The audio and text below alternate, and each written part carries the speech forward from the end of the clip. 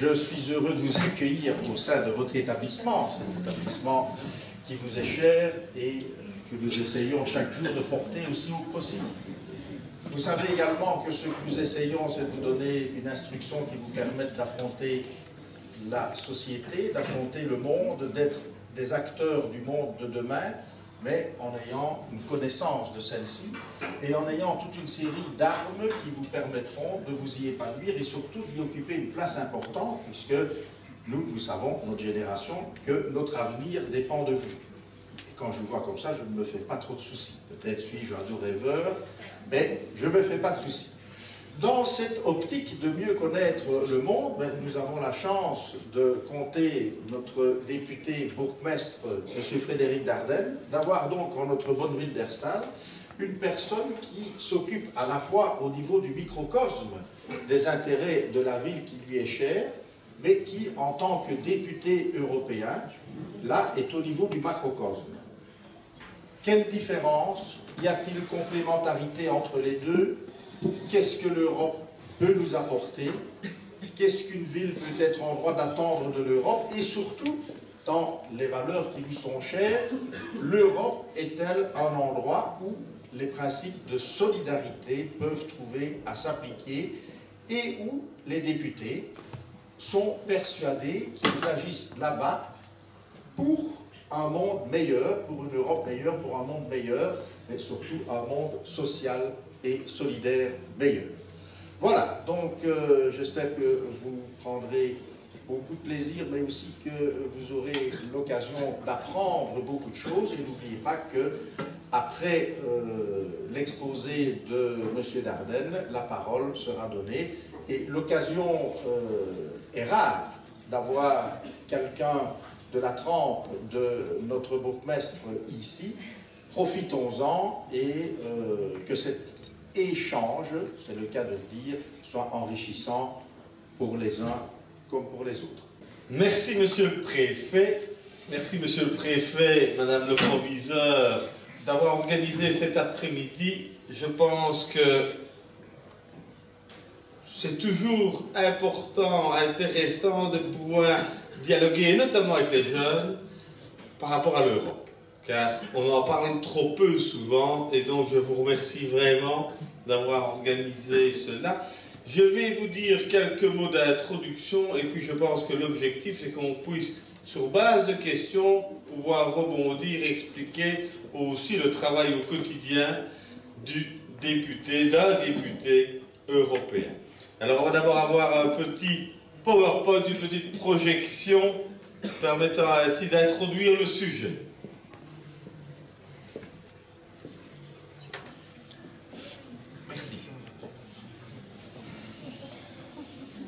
Donc l'Europe est en fait un terme souvent utilisé. L'Europe a décidé que, l'Europe a fait que ceci. Parfois on dit même, on résume l'Europe en disant Bruxelles a décidé que. Mais en fait l'Europe est une institution complexe. C'est en fait plusieurs institutions. Et comme vous pouvez le voir ici sur ce premier écran, l'Europe c'est à la fois la Commission européenne, le Conseil et le Parlement. Et quand on vous dit ça, on simplifie encore les choses. Parce que si on devait être précis, on serait encore plus compliqué dans la présentation. Alors, la Commission européenne, présidée par M. Barroso, qui est au milieu, qui est venu à Liège il n'y a pas longtemps, qui est portugais et qui est PPE. On reviendra après sur ce que ça veut dire. Donc, qui est conservateur. Donc lui, il est président de la Commission européenne. La Commission européenne, c'est 28 commissaires, un par pays. Un par pays, avec une répartition des portefeuilles, c'est-à-dire des missions, des attributions de chacun. Et en fonction de l'importance du pays, les missions sont plus ou moins importantes par rapport à l'avenir de l'Europe. Et donc voilà la photo de famille, de photo. Ça c'est la Commission européenne. C'est, si vous voulez, un peu le gouvernement de l'Europe. Il y a alors, à côté de cela, le Conseil et le Parlement. Alors, le Conseil, là, ce sont... Oh, c'est en fait la réunion des pays membres. Et il y a au niveau du Conseil des réunions importantes, quelques fois par an, et vous en avez entendu parler dans la presse, à la TV notamment, ce sont les sommets, avec les chefs d'État et de gouvernement qui se réunissent. Les 28 chefs d'État et de gouvernement qui se réunissent pour déterminer la stratégie de l'Europe. C'est en fait eux qui décident vraiment. Les vrais chefs de l'Europe, c'est eux. Le problème, c'est qu'ils sont 28, qui doivent tomber d'accord et qui n'ont pas nécessairement toujours les mêmes intérêts et que dès lors, ils ont difficile de se décider. Et ça, c'est un inconvénient, un élément négatif de l'Europe. C'est qu'il est difficile de tomber d'accord, il est difficile d'avancer, et donc ça pose problème. Et on aura sûrement l'occasion d'y revenir dans le cadre des questions. Et dans ce conseil des chefs d'État et de gouvernement, il y en a certains qui comptent un peu plus que d'autres, en fonction de la taille du pays, en fonction de l'importance du pays, notamment l'importance économique du pays, et ainsi, il est clair que l'Allemagne, la Grande-Bretagne, la France comptent un peu plus que les autres pays. Et en fonction de qui est à la tête de ces pays-là, l'orientation politique est plus à gauche ou plus à droite, et depuis quelques années est plus à droite. Mais nous ne sommes pas ici pour parler de politique au sens strict. Et donc ça, c'est vraiment l'organe important de la stratégie politique de l'Europe, avec, et je crois qu'on peut déjà le dire à ce stade de la discussion entre nous, avec une réflexion qui malheureusement est trop orientée par rapport à l'intérêt de son pays. Celui qui va là comme chef d'État ou de gouvernement, il va là en se disant comment est-ce que je peux défendre au mieux les intérêts de mes citoyens et futurs électeurs qui vont me réélire.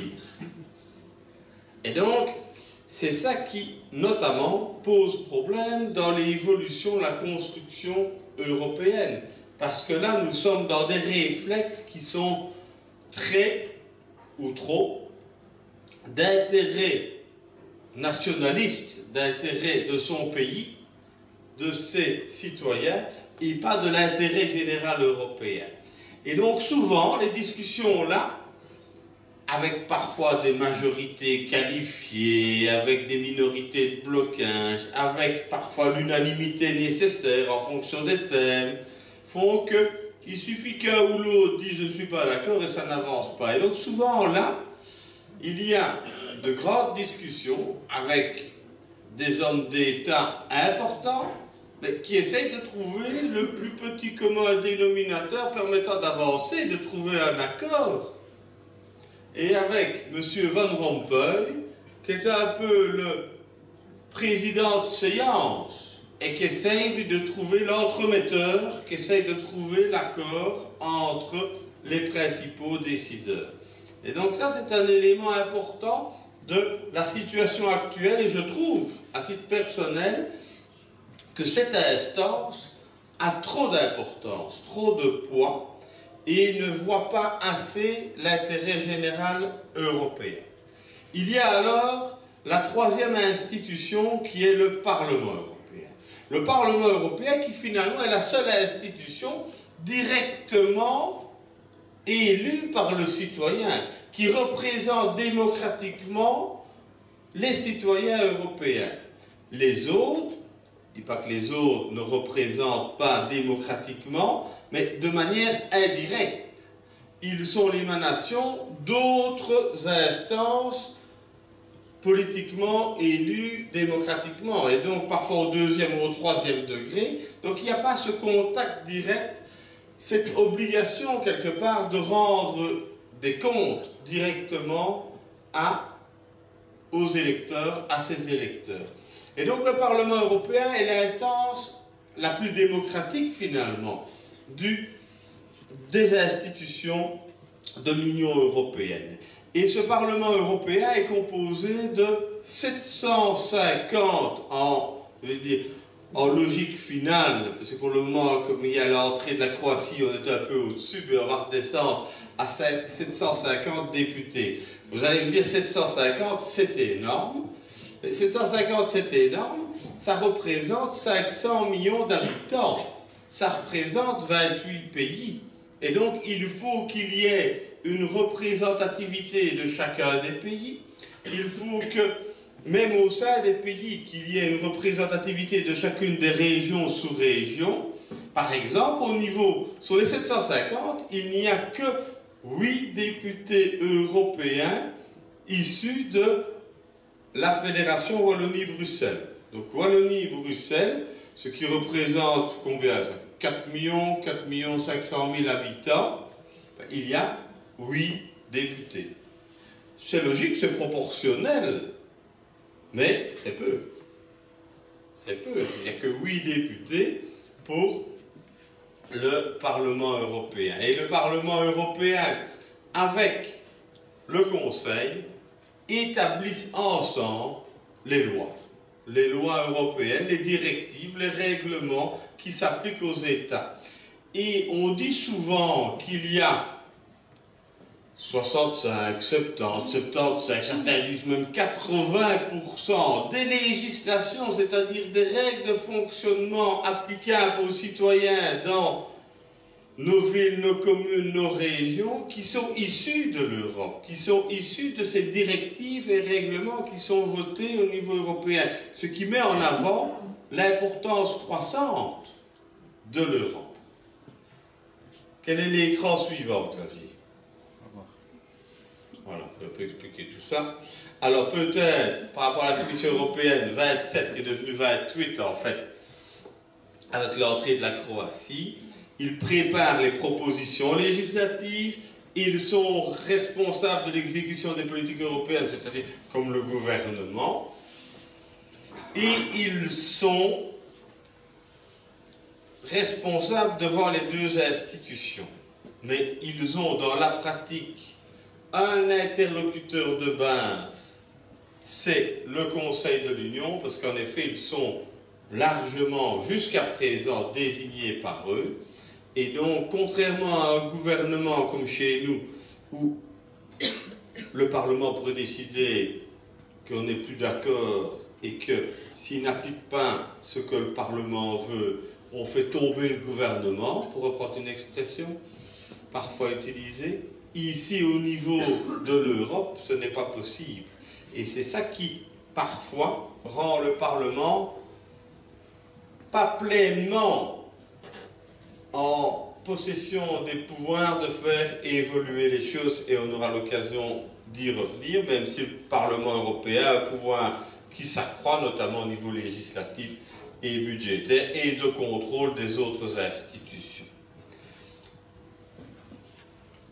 Quelles sont les principales figures au niveau européen?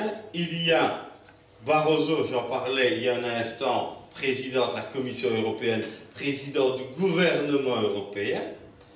Il y a Herman Van Rompuy, j'en parlais, qui est le président du Conseil des chefs d'État et de gouvernement. Ce n'est pas lui le chef des chefs, mais c'est lui le coordinateur, l'entremetteur des chefs.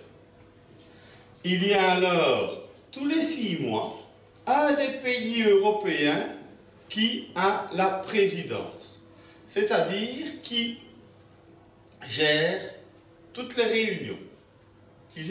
réunions, notamment avec les autres pays, notamment avec le Parlement, notamment avec la Commission, pour essayer de mettre en œuvre ce qui est décidé par les chefs d'État et de gouvernement coordonnés par Van Rompuy. Et depuis le 1er janvier, c'est la Grèce. C'est la Grèce qui a la présidence. Et par exemple, pour le moment, j'ai l'occasion en tant que parlementaire, et on y reviendra aussi, d'avoir une négociation avec le Conseil pour mettre en place un règlement sur la coordination des services publics de l'emploi, eh bien, mon interlocuteur au niveau du Conseil, c'est un représentant du gouvernement grec. Et dans 6 mois, ça sera un autre. Je ne sais plus qui c'est après la Grèce. L'Italie arrive bientôt. Je ne sais pas si c'est l'Italie après. Mais avant, c'était la Lituanie. Il n'y a pas très longtemps, c'était la Belgique. Et là, alors, pendant cette période-là, tout le gouvernement de l'État en question travaille pour l'Europe. Travaille pour l'Europe, travaille pour cette réunion-là. Et ça représente un temps colossal. Hein.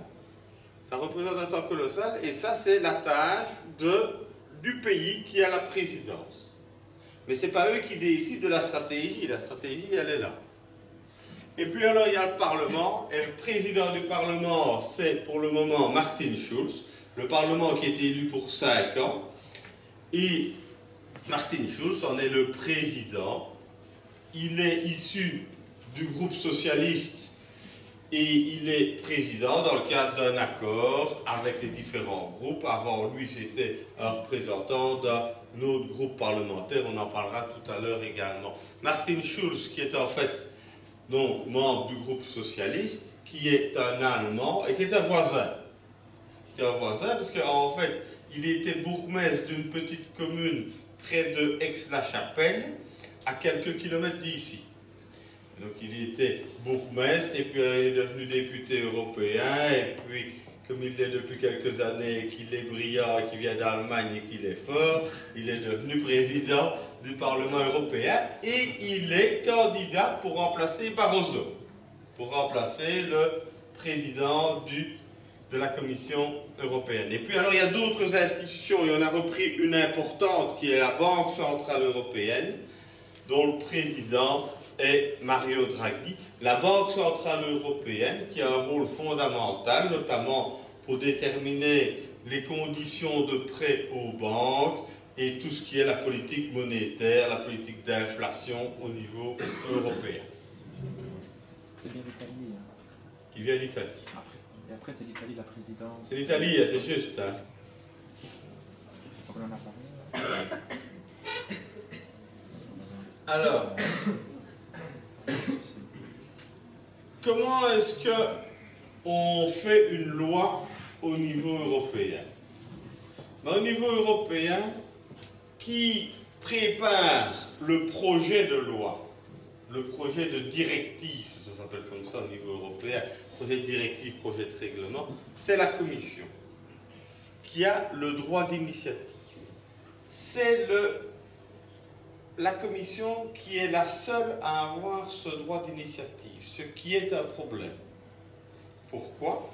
Parce que chez nous, dans un gouvernement, dans un parlement, dans un pays, ou dans une région, ou dans une communauté, il y en a deux qui peuvent avoir l'initiative. C'est soit le gouvernement, soit le parlement.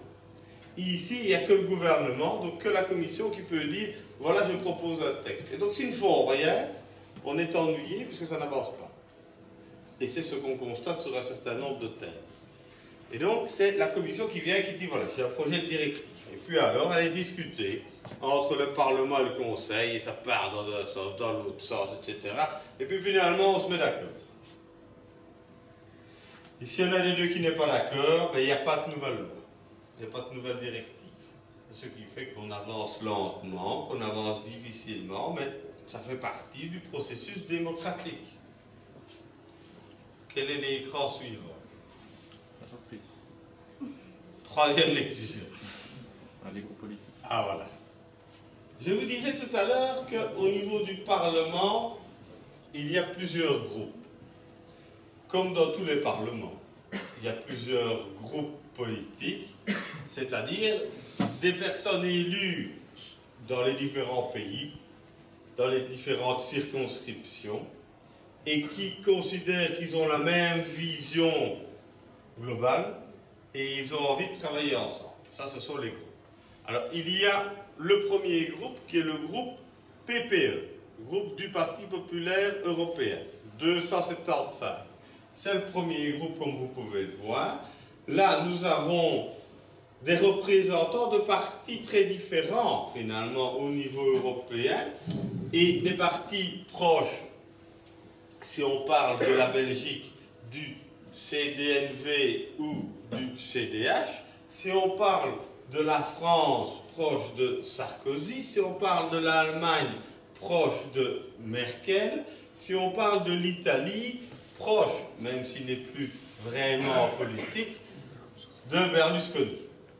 Donc, c'est très différent, très varié, parfois de centre droit, parfois très conservateur, parfois proche de certains extrémismes. Ça, c'est le PP. Puis le deuxième parti, comme vous pouvez le voir, le deuxième groupe, c'est le groupe SND, qui est le groupe de l'Alliance progressiste des socialistes et démocrates au Parlement, donc les socialistes européens, avec des représentants des différents partis socialistes, des différents élus issus des différents partis socialistes européens.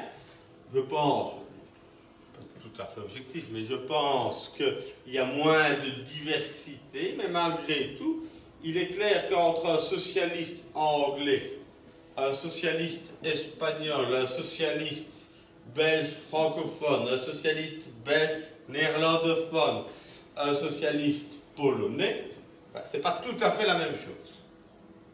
Pas tout à fait la même chose, mais il y a, me semble-t-il, une certaine homogénéité. C'est le deuxième parti.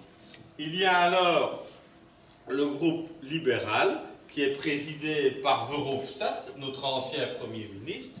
Il y a également alors le groupe des Verts, 58 sur 750, 760.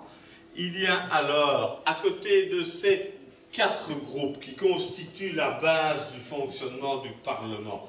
Et au Parlement européen, il n'y a pas des majorités et des oppositions. Il y a les partis, les groupes, et en fonction des thèmes, on travaille ensemble et on est d'accord sur certains points, on n'est pas d'accord sur d'autres. Et ce qui rend les choses complexes, mais parfois enrichissantes et intéressantes, parce que ça permet de ne pas être obligé d'être contre, obligé d'être pour. On est en fonction des thèmes favorables à telle partie du texte, à tel texte, et on fait avancer les choses. Et il y a un vrai débat au niveau du Parlement, que ce soit en plénière ou en commission, sur tous les thèmes, sans qu'on soit obligé d'être d'accord ou obligé d'être contre, ce qu'on rencontre parfois dans d'autres parlements.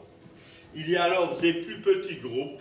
Des plus petits groupes, il y a notamment le groupe des conservateurs européens qui sont souvent contre tout. Il y a le groupe ici de la GUE qui sont en fait les communistes européens, qui sont très à gauche. Et il y a alors le groupe EFD, il y a les non-inscrits. Quand on est dans ces partis-là, dans ces groupes-là, c'est rare quand ils sont d'accord avec quelque chose. Voilà. Il y a des anti-européens, il y a des pro-européens, mais contre la logique actuelle de l'Europe. Et donc, souvent, ceux-là, il y a peu moyen de construire avec eux. Alors, comment fonctionne le Parlement? Souvent, on me dit, tu es toujours à Strasbourg. C'est faux. En fait, le parlementaire européen travaille plus à Bruxelles qu'à Strasbourg. Car il y a 2 lieux de travail du Parlement européen, des parlementaires européens. Il y a Strasbourg, qui est le lieu officiel du Parlement. Et il doit se réunir au moins 12 fois par an à Strasbourg. Et donc, il doit, si vous regardez les lignes rouges, normalement, il doit y en avoir 12. Là, je dois en avoir 11, mais il y a une petite là peut-être qui compte pour la 12e. Mais il doit y avoir 12 sessions à Strasbourg, une par mois, et il y a un mois qui tombe, qui est le mois d'août, et qui est récupéré un autre mois où il y en a 2. Et donc il y a 12 sessions à Strasbourg, d'une semaine. du lundi en fait au jeudi. Et là, c'est à Strasbourg, c'est la plénière, tout le monde est là, et on discute et on vote sur les projets qui sont en cours. Et puis alors, il y a toute la phase préparatoire à cela. Et on prépare comment? On prépare en commission thématique, c'est-à-dire la commission emploi, la commission budget, la commission industrie, la commission affaires étrangères. Et il y a donc des thématiques, et là il y a quelques députés, 40 députés sur les 750 qui se réunissent sur cette matière-là, qui préparent la plénière. Il y a aussi les réunions de groupe. Les groupes qu'on a vus tout à l'heure, ils se réunissent pour dire quelle orientation allons-nous avoir sur tel ou tel thème.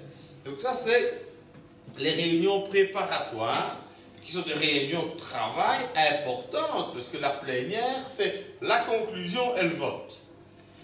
Et donc ça, c'est souvent à Bruxelles. C'est parfois à Strasbourg, mais c'est souvent à Bruxelles, les autres semaines du mois, au Parlement européen, à Bruxelles, près des autres institutions européennes, près de la Commission qui est à Bruxelles, près du Conseil qui est à Bruxelles, et donc c'est à Bruxelles que l'essentiel du travail a lieu.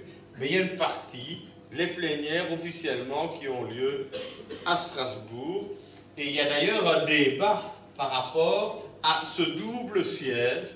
Est-ce utile? Est-ce important? N'est-ce pas un gaspillage d'avoir ces deux sièges et de devoir déplacer une fois par mois pour 4 jours les députés, mais au-delà des députés, les collaborateurs, tout le staff du Parlement et aussi tous les papiers. C'est pour ça qu'on dit qu'il y a les malles qui partent avec les papiers des uns et des autres, et que c'est des camions et que ça pollue, etc.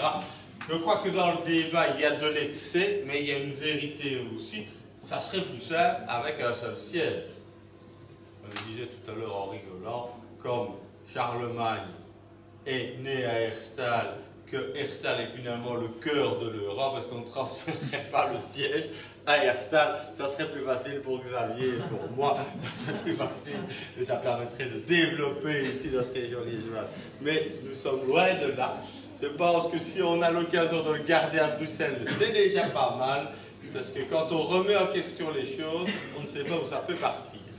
Et donc, voilà par rapport au fonctionnement du calendrier du Parlement européen et donc du parlementaire européen. Et, je fais une parenthèse, en tant que député bourgmestre, j'ai beaucoup de chance, parce que je peux à la fois gérer, participer à cette dynamique européenne et à cette construction européenne et rester bourgmestre. Et je peux le faire pour 2 raisons. Je peux le faire parce que la ville de Herstal compte moins de 50 000 habitants, parce que la barre elle est mise à 50 000 habitants et que nous avons à Herstal 40 000, donc ça c'est une contrainte légale. Et aussi parce que je ne suis pas trop loin de Bruxelles, c'est une centaine de kilomètres, pas trop loin de Strasbourg, c'est environ 400 km, et que dès lors c'est conciliable. Parce que vous imaginez quelqu'un qui serait bourgmestre d'une ville en Pologne ou dans le sud de l'Espagne, c'est impossible de pouvoir gérer les deux. Et ici, vu le nombre de réunions qui ont lieu à Bruxelles plutôt qu'à Strasbourg, quand c'est Strasbourg c'est quand même un peu plus compliqué, c'est conciliable et je crois que c'est enrichissant de pouvoir à la fois, comme M. le Préfet l'a dit tout à l'heure, avoir une vision un peu micro, proche du citoyen, proche des réalités de terrain, et une autre vision parfois fort éloignée et fort anticipée par rapport aux problèmes, qui est la vision européenne. Alors le budget européen annuel est de l'ordre de 140 milliards d'euros. Ça peut paraître beaucoup, c'est pour 500 millions d'habitants. C'est en fait un petit budget qui représente 1% de la richesse créée chaque année en Europe. Il faut savoir que par exemple aux États-Unis, le budget fédéral, le budget des États-Unis, pas des États un à un, mais le budget fédéral des États-Unis représente plus de 20% de la richesse créée au niveau des États-Unis. Ce qui veut dire quoi? Ça veut dire que plus le budget central est important, plus on peut avoir des politiques cohérentes, des politiques a priori de redistribution, de solidarité. Ici, on n'a que 1%. On n'a que 1%, ce qui traduit bien qu'on est encore loin de l'aboutissement du cheminement d'intégration européenne et qu'il y a encore un long trajet, un long parcours à faire. Alors à quoi sert cet argent? Cet argent au niveau européen, il sert uniquement, ça je crois que c'est important de le dire, pour 6% à la gestion des institutions. Donc il ne faut pas croire que le budget européen, c'est pour payer les fonctionnaires européens. C'est un peu pour ça. Mais c'est aussi pour beaucoup d'autres politiques. Hein, mais parfois on dit que les fonctionnaires européens sont trop bien payés. Et donc c'est une des raisons de rejet de l'Europe. Mais en fait, ça ne représente que 6% de l'ensemble du budget. 6% d'1%. Et à côté de cela, alors, ça sert à quoi? Ça sert notamment à la politique agricole commune, ça sert à la politique de la recherche, ça sert à la politique de la cohésion, c'est-à-dire tous les fonds structurels, le FEDER, c'est grâce au FEDER que l'on a refait la place communale, que l'on a réinjecté des moyens publics dans un certain nombre de places et de quartiers au niveau de Herstal, pour prendre le cas de Herstal, mais c'est vrai dans d'autres villes et communes, que l'on peut investir dans le Fonds social européen, notamment pour de la formation, que l'on peut aussi injecter de l'argent dans la lutte contre le chômage, et notamment le chômage des jeunes, avec la garantie jeune. C'est tous ces éléments-là qui sont financés en partie par l'Europe. Et je crois que ce sont des éléments importants. Je pense que le budget européen, il est insuffisant. Il faudrait d'ailleurs le renforcer. Il y a aussi la place de l'Europe en tant qu'acteur mondial, où là aussi, je pense que l'on mériterait d'avoir une place haute, parce que pour le moment, dans le cadre des conflits internationaux ou de la politique diplomatique internationale, l'Europe n'a pas un vrai rôle, et que dès lors, c'est encore un peu ou trop les pays qui individuellement ont leur politique étrangère, et que ça ne permet pas d'avoir une cohérence de politique sur la place mondiale. Et voilà. Voilà quelques éléments de présentation